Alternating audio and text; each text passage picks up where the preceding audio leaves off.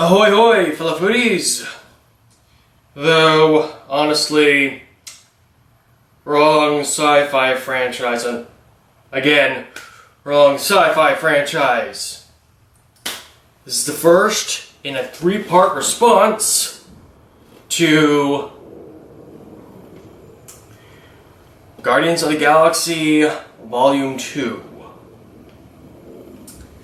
So, as I discuss what I expected going in, what I felt as I watched it, and what I expect going forward, remember, there will be some spoilers, but I'm leaving some surprises for those who haven't had time to see it. People work 3 jobs to try to get their heads above water these days. B, spoilers would be kind of redundant, seeing as how the plot's already up online, as well as lots of extra movie clips. And C, emphasis on plot points is what just anybody can do. But as I do each, first, I'll go over the Groot Frap from Emerald City Comic Con 2015. I never actually got around to that. Then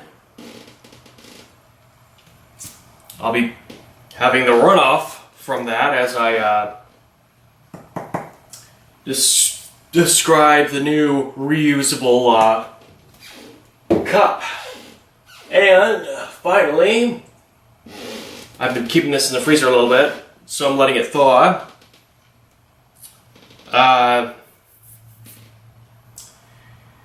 This is my response to the Dairy Queen Guardians Volume 2 Blizzard. That comes in Part 3. Well, it's not actually a Groot Blizzard, it's a Guardians Blizzard, but I designed a Groot Blizzard. I will get to that and why later. So here's part 1. I saw those golden people that the movie addresses as the Sovereign, and I had 2 expectations. A, they would be the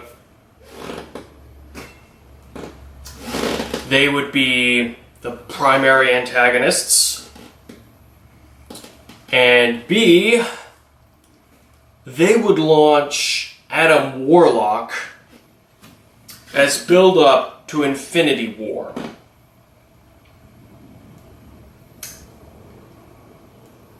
Yeah, spoiler away, I was right. And we see Adam's birthing pod at the end.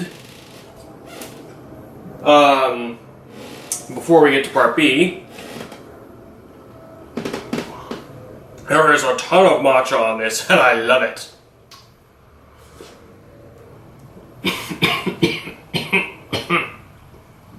Sorry, loose powder in my windpipe.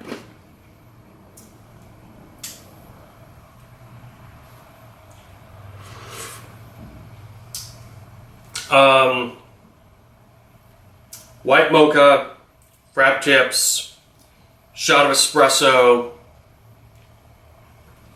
topped with a healthy amount of whipped cream, caramel flan, and matcha powder. Of course, when I ordered this caramel flan, drizzle had already been gone for a while, and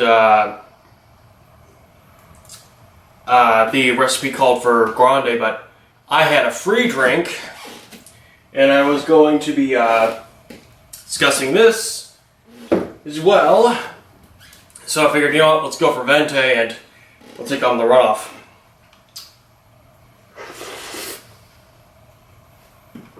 But as to why Adam Warlock is kind of ironic for a Guardians movie as opposed to anything else. The current team of the Guardians of the Galaxy is based on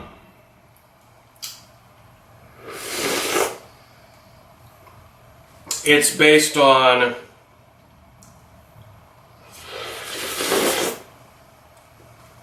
I'll put this down. It's based on the Annihilation wave.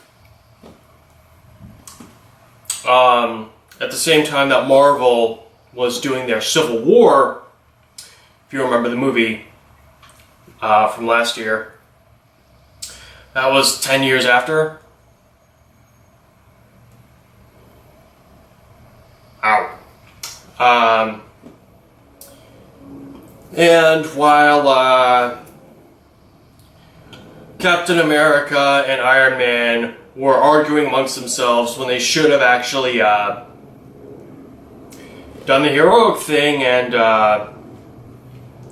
reached some kind of compromise, or pointed out the unconstitutional nature of the Superhuman Registration Act, Annihilus from the Negative Zone was trying to take over everything, and by take over, destroy the process.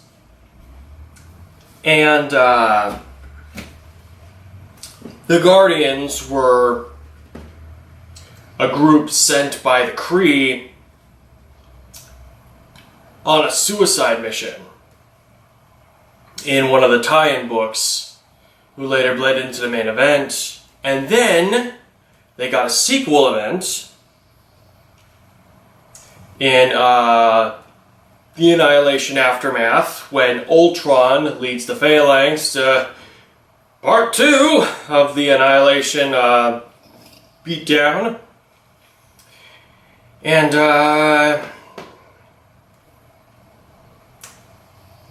guess who they meet? Adam Warlock comes back again. So yeah, he's been with them since about, in one way or another, since about the beginning. Meanwhile, he has a huge ish role in the Infinity War and goes on to command Thanos' Infinity Gauntlet.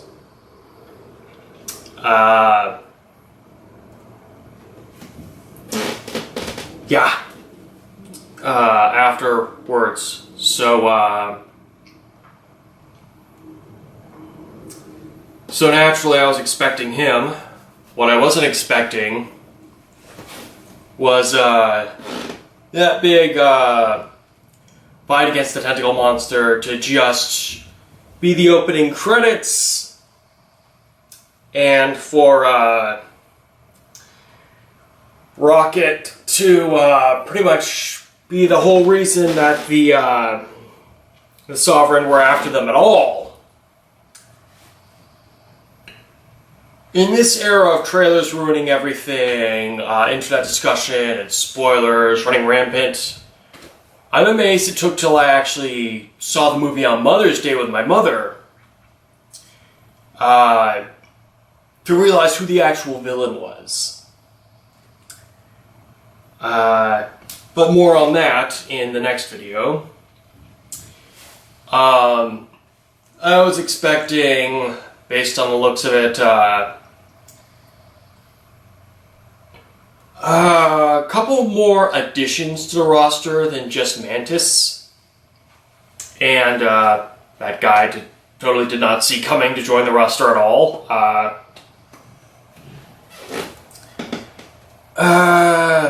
I also expected that on top of every other heart and mind string that they managed to get Groot to pull in the first movie,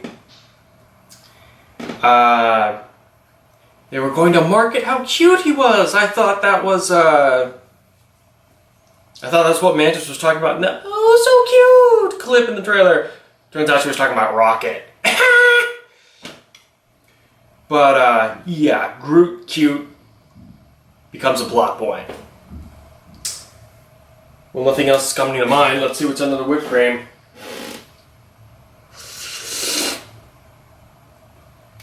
More whipped cream.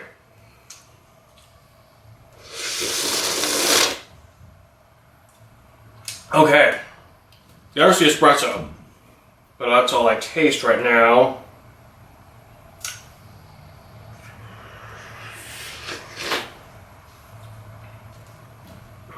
I can feel the Frap chips more than actually taste them. Hang on, let's get a spoon. Every time I reach one of these, I keep thinking of the tick. Spoon!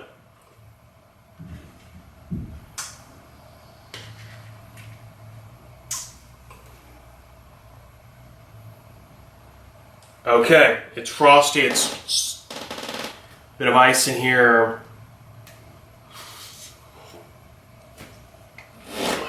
Feels like a slushy.